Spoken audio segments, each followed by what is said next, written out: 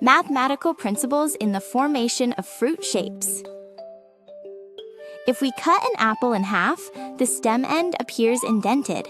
If we peel an orange, the inside separates into segments.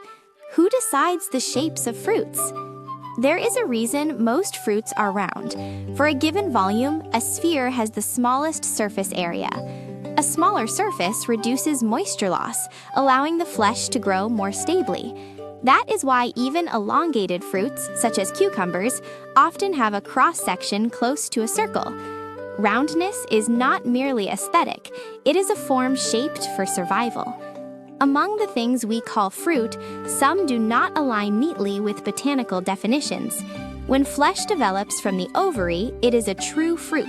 When other parts grow along with it, it is classified as a false fruit. In everyday life, however, the word fruit does not strictly follow botanical boundaries. How we eat, call it, and trade it matters more than classification. An apple, though, does not end as a perfect sphere. Only the stem end curves slightly inward. This structure is not accidental. The flesh and the tissue around the seeds grow at subtly different rates. As this difference accumulates, balance breaks at a point on the surface.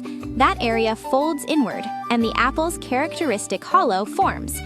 From the outside, it appears as a simple indentation, but within, it remains a record of growth rates and balanced forces. Shape is not decoration, it is a trace of how growth unfolded.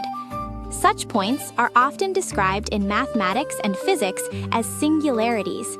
They are places where a value changes abruptly or where a shape no longer remains smooth. Similar structures appear in black holes, in a droplet just before it falls, and at points where the form of biological tissue changes. The environment makes this record clearer.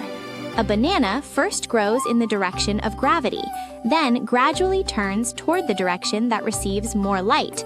One side grows slightly longer than the other, and as this difference accumulates, the banana's characteristic curve is formed. To say that it is bent is closer to saying it changed direction on its own. Cucumbers are different. By nature, they tend to grow straight.